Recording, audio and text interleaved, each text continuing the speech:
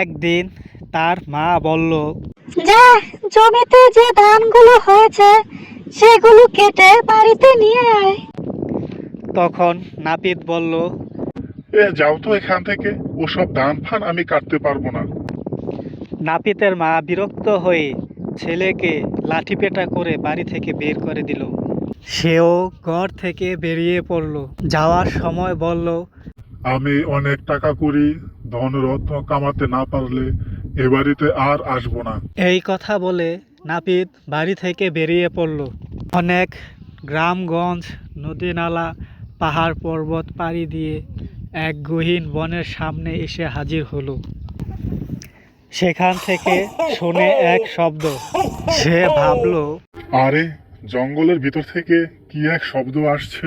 যাই, গিয়ে দেখি তো কিসের শব্দ। সে সাহস করে ঢুকে পড়ে বনে।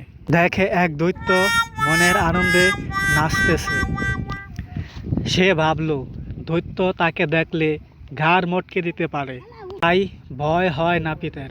সে ভাবে, আরে, আমার তো হারাবার কিছুই নেই, এমনিতেই না খেয়ে মৃত্যুর কাছাকাছি আছি, দৈত্য দেখলে গাড় মুটকিয়ে ভাঙবে, তো পরেরটাতেই কষ্ট কম হবে।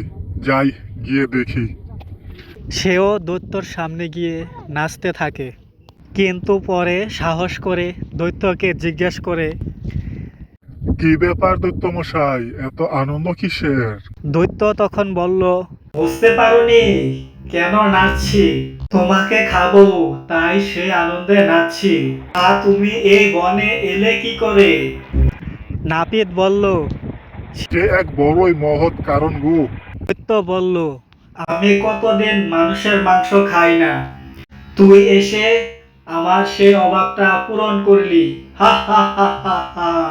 এবার বল, আমার পেটে যাওয়ার আগে তুই কেন নাচছিলি?